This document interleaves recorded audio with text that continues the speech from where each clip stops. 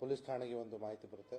ಪಾಶ್ಚಾಪುರ ಹೊರವಲಯದಲ್ಲಿ ಒಂದು ಗದ್ದೆಯಲ್ಲಿ ಒಂದು ಕೆನಲ್ ಹತ್ರ ಒಬ್ಬ ಯುವಕನ ರಕ್ತಸಿಕ್ತ ಶವ ದೊರೆತಿದೆ ಅಂತ ಹೇಳಿ ತಕ್ಷಣ ನಮ್ಮ ಪೊಲೀಸರು ಸ್ಥಳಕ್ಕೆ ಧಾವಿಸ್ತಾರೆ. ಅಲ್ಲಿ ಹೋಗಿ ಪರಿಶೀಲನೆ ಮಾಡಲಾಗಿ ಅವನು ಅದೇ ಊರಿನ ರಾಯಪ್ಪ ಅನ್ನೋಂಥ ವ್ಯಕ್ತಿ ಗೊತ್ತಾಗುತ್ತೆ. ಮತ್ತು ಅವನು ಕುರಿಗಾಯಿ ಆಗಿದ್ದ.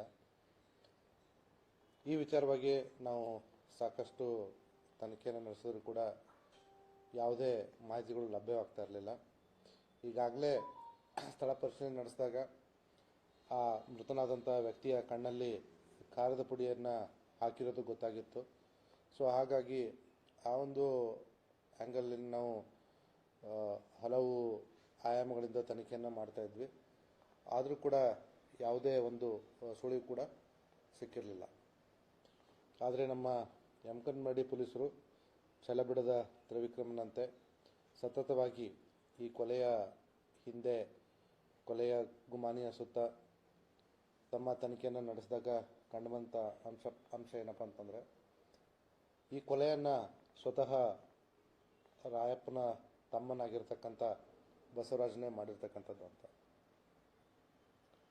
ತುಂಬ ವ್ಯವಸ್ಥಿತವಾಗಿ ಈ ವ್ಯಕ್ತಿ ಕೊಲೆಯನ್ನು ಮಾಡಿದ್ದ. ಹಾಗಾಗಿ ಅಲ್ಲಿ ಯಾವುದೇ ಸುಳಿವುಗಳು ಲಭ್ಯವಿರದೆ ನಮ್ಮ ಪೊಲೀಸರು ಸುಮಾರು ದಿನ ತಮ್ಮ ತನಿಖೆಯನ್ನು ಮಾಡಬೇಕಾಯಿತು. ಆದರೂ ಕೂಡ ಕೊನೆಯಲ್ಲಿ ಆರೋಪಿ ಎಷ್ಟೇ ಚಾಣಾಕ್ಷನಾಗಿದ್ದರೂ ಕೂಡ ಪೊಲೀಸರು ಅವನ್ನ ಬಿಡೋದಿಲ್ಲ ಅನ್ನೋಂಥದ್ದು ನಮ್ಮ ಈ ತನಿಖೆಯ ಸಂದರ್ಭದಲ್ಲಿ ತಾವು ನೋಡಬಹುದು. ಈ ಬಸವರಾಜ್ ಇವನು ಸುಮಾರು 24 ವರ್ಷದ ಯುವಕ. ಇವನು ಕಳೆದ ಸೆಪ್ಟೆಂಬರ್ನಲ್ಲಿ ಕುವೈತ್ಗೆ ಕೆಲಸ ಮಾಡಲಿಕ್ಕೆ ಹೋಗಿದ್ದ. ಅಲ್ಲಿ ಕುವೈತ್ ನ್ಯಾಷನಲ್ ಆಯಿಲ್ ಕಂಪನಿಯಲ್ಲಿ ವಾಲ್ ಆಪರೇಟರ್ ಆಗಿ ಕೆಲಸ ಮಾಡ್ತಾಯಿದ್ದ.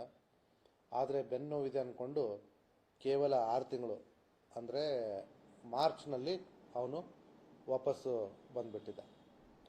ಇಲ್ಲಿ ಬಂದಾಗಿಂದ ಅವನು ಯಾವುದೇ ಕೆಲಸವನ್ನು ಮಾಡ್ತಾ ಇರಲಿಲ್ಲ. ಈ ಇಡೀ ಕುಟುಂಬಕ್ಕೆ ಈ ಕೊಲೆಯಾದಂಥ ರಾಯಪ್ಪನೇ ಆಧಾರವಾಗಿದ್ದ. ರಾಯಪ್ಪ ಒಬ್ಬನೇ ಮನೇಲಿ ಕೆಲಸ ಮಾಡ್ತಿದ್ದ. ಈ ವಿಚಾರವಾಗಿ ಈ ಸಹೋದರರ ನಡುವೆ ಗಲಾಟೆ ಆಗ್ತಾಯಿತ್ತು. ರಾಯಪ್ಪನಿಗೆ ಇನ್ನೊಬ್ಬನು ಸಹೋದರ ಇದ್ದಾನೆ, ದುಂಡಪ್ಪ ಅಂತ. ಅವನು ಕೂಡ 25 ವರ್ಷ, PUC ಮುಗಿಸಿದ್ದಾನೆ. ಅವನು ಕೂಡ ಇನ್ನೂ ಯಾವುದೇ ಕೆಲಸವನ್ನು ಮಾಡ್ತಾ ಇರಲ್ಲ. ಆದರೆ ಈ ಬಸವರಾಜ ಇಬ್ಬರು ಸಹೋದರರ ಜೊತೆ ಜಗಳ ಆಡ್ತಾ ಇದ್ದ. ಜೊತೆಗೆ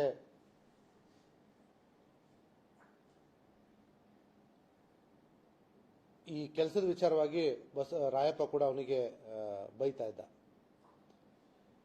ಕೊಲೆಯಾದ ಹಿಂದಿನ ದಿವಸ ನಮಗೆ ಶವ 9ನೇ ತಾರೀಕು ಸಿಕ್ಕಿರ್ತಕ್ಕಂಥದ್ದು. ಆದರೆ 9ನೇ ತಾರೀಕು ಸಿಕ್ಕಿರ್ತಕ್ಕಂಥದ್ದು ಕೊಲೆ ಹಿಂದಿನ ದಿವಸನೇ ಆಗಿರೋದು ನಮಗೆ ಗೊತ್ತಾಗಿದೆ.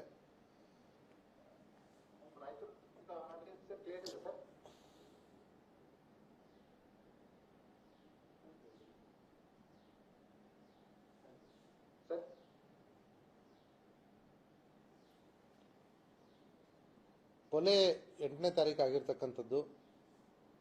ಈಗ ಈ ಕೊಲೆ ಹಿನ್ನೆಲೆಯನ್ನು ಪರಿಶೀಲಿಸಿದಾಗ ನಮಗೆ ತನಿಖೆಯಲ್ಲಿ ಕಂಡುಬಂದಂಥ ಮಾಹಿತಿ ಏನಪ್ಪ ಅಂತಂದರೆ, ಹಿಂದಿನ ದಿವಸ ಅಂದರೆ 7ನೇ ತಾರೀಕು ಕೂಡ ಮನೆಯಲ್ಲಿ ಈ ವಿಚಾರವಾಗಿ ತುಂಬ ದೊಡ್ಡ ಗಲಾಟೆ ಆಗಿತ್ತು. ಗಲಾಟೆಗೆ ಬಸವರಾಜು ಬೇರೆ ಕಡೆ ಹೋಗಿದ್ದ. ತದನಂತರ ಮತ್ತೆ ಮರುದಿವಸ ಬೆಳಗ್ಗೆ ಬರ್ತಾನೆ ಮನೆಗೆ. ಮರುದಿವಸ ಬಂದಾಗಲೂ ಕೂಡ ಬೆಳಗ್ಗೆ ಗಲಾಟೆ ಆಗುತ್ತೆ ಅಣ್ಣ ತಮ್ಮಂದ್ರ ನಡುವೆ. ತಂದೆ ಅದನ್ನು ನೋಡಿರ್ತಕ್ಕಂಥದ್ದು ಇದೆ. ತದನಂತರ ಈ ಗಲಾಟೆ ಮುಗಿದು ಹೋಗುವಂಥ ಸಂದರ್ಭದಲ್ಲಿ ರಾಯಪ್ಪ ಹೋಗ್ತಾನೆ, ನಾನು ಕುರಿನ ಮೇಯಿಸ್ಲಿಕ್ಕೆ ಕೆನಲ್ ಹತ್ರ ಹೋಗ್ತಾ ಇದ್ದೀನಿ ಅಂತ ಹೇಳ್ಬಿಟ್ಟು. ಆ ಒಂದು ಮಾಹಿತಿ ಏನು ಇವನಿಗೆ ಲಭ್ಯವಿರುತ್ತೆ ಬಸವರಾಜ್ಗೆ, ಅದನ್ನ ತಲೆಯಲ್ಲಿ ಇಟ್ಕೊಂಡು ಇವನು ತನ್ನ ಫೋನನ್ನು ಮನೆಯಲ್ಲೇ ಚಾರ್ಜಿಂಗಿಗೆ ಇಟ್ಬಿಟ್ಟು ತನ್ನ ಅಣ್ಣನ ಹುಡುಕ್ಲಿಕ್ಕೆ ಹೋಗ್ತಾನೆ. ಹುಡುಕಕ್ಕೆ ಹೋಗ್ತಾ ಮುಂಚೆನೆ ಮನೇಲಿರ್ತಕ್ಕಂಥ ಖಾರದ ಪುಡಿಯನ್ನು ಕೂಡ ತೆಗೆದುಕೊಂಡು ಹೋಗಿರ್ತಾನೆ. ಅಲ್ಲಿ ಹೋಗಿ ಫಸ್ಟು ಕೆನಲ್ ಹತ್ರ ನೋಡ್ತಾನೆ, ಅಲ್ಲಿ ಇರಲ್ಲ. ಮತ್ತೆ ಅಲ್ಲೆಲ್ಲ ಕಡೆ ಹುಡುಕ್ತಾನೆ. ಹುಡುಕದಂಥ ಸಂದರ್ಭದಲ್ಲಿ ಒಂದು ಮರದ ಕೆಳಗಡೆ ಇವನು ಮೃತನಾದಂಥ ರಾಯಪ್ಪ ತನ್ನ ಮೊಬೈಲ್ ಫೋನಲ್ಲಿ ರೀಲ್ಸನ್ನು ನೋಡಿಕೊಂಡು ಕೂತಿರ್ತಾನೆ. ಆ ಒಂದು ಸಂದರ್ಭದಲ್ಲಿ ಇವನು ಹಿಂದ್ಗಡೆಯಿಂದ ಬಂದು ಅವನು ಸ್ವಲ್ಪ ತಿರುಗಿದಂಥ ಸಂದರ್ಭದಲ್ಲಿ ಅವನ ಮುಖದ ಮೇಲೆ ತಾನು ತಂದಿರ್ತಕ್ಕಂಥ ಖಾರದ ಪುಡಿಯನ್ನು ಅವನ ಕಣ್ಣಿಗೆ ಹಾಕ್ಬಿಡ್ತಾನೆ, ಉಜ್ಜುತ್ತಾನೆ, ಮುಖದ ಮೇಲೆ ಎಸಿತಾನೆ. ಅದು ಅವನ ಕಣ್ಣಿಗೆ ಹೋಗಿ ಅವನು ಯಾರು ಏನು ಅಂತ ಗೊತ್ತಾಗದೆ ಒಂದು ಒಂದು ಸ್ಥಿತಿಯಲ್ಲಿರ್ತಾನೆ. ತದನಂತರ ಇವನು ಅವನ ಕೊಲೆಯನ್ನು ಮಾಡ್ತಾನೆ, ಕಲ್ಲನ್ನು ತೆಗೆದುಕೊಂಡು ಅವನ ತಲೆ ಮೇಲೆ ಜಜ್ಜಿ. ತದನಂತರ ಏನೂ ಆಗೇ ಇಲ್ಲ ಅನ್ನೋ ರೀತಿಯಲ್ಲಿ ವಾಪಸ್ ಮನೇಲಿ ಹೋಗಿ ಮನೇಲಿರ್ತಾನೆ. ಇಡೀ ದಿವಸ ಅವನು ಬರದೇ ಇದ್ದಾಗ ಇವನು ತಲೆನೇ ಕೆಡಿಸ್ಕೊಳ್ಳಲ್ಲ.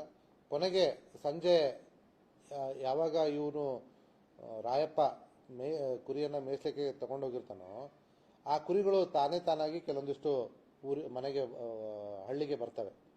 ಸೊ ಆ ಸಂದರ್ಭದಲ್ಲಿ ತಂದೆ ಹುಡುಕ್ಲಿಕ್ಕೆ ಒಂದು ಪ್ರಯತ್ನ ಮಾಡ್ತಾನೆ. ಸೊ ಆವಾಗ ಇವನು ಕೂಡ ಎಲ್ಲ ಕಡೆ ಹುಡುಕ್ದಂಗೆ ಮಾಡಿ ಎಲ್ಲೂ ಇಲ್ಲ ಅನ್ನೋ ರೀತಿಯಲ್ಲಿ ಒಂದು ಮಾಹಿತಿಯನ್ನು ಮನೆಗೆ ತಂದು ಕೊಡ್ತಾನೆ. ಮರುದಿವಸ ಬೆಳಿಗ್ಗೆ ನಮಗೆ ಶವ ಸಿಗುತ್ತೆ. ತದನಂತರ ನಮಗೆ ಯಾವುದೇ ಒಂದು ಕುರುಹುಗಳು ಸಾಕ್ಷ್ಯಗಳು ಅಲ್ಲಿ ಲಭ್ಯವಿಲ್ಲದ್ರಿಂದ ಸುಮಾರು ದಿನಗಳ ಕಾಲ ನಾವು ತಡ್ಕಾಡಬೇಕಾಗುತ್ತೆ. ಬಟ್ ಕೊನೆಗೂ ನಮ್ಮ ಪೊಲೀಸರು ಆರೋಪಿಯನ್ನು ಹಿಡಿಯುವಲ್ಲಿ ಯಶಸ್ವಿಯಾಗಿದ್ದಾರೆ.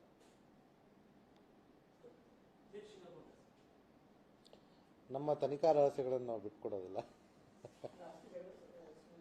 ಆಸ್ತಿ ಅಲ್ಲ, ಇಲ್ಲಿ ಇರ್ತಕ್ಕಂಥದ್ದು ಅವನು ಏನು ಕೆಲಸ ಮಾಡ್ತಾ ಇರಲಿಲ್ಲ ಅನ್ನುವಂಥದ್ದು ಒಂದು. ಈಗ ಮನೆಗೆ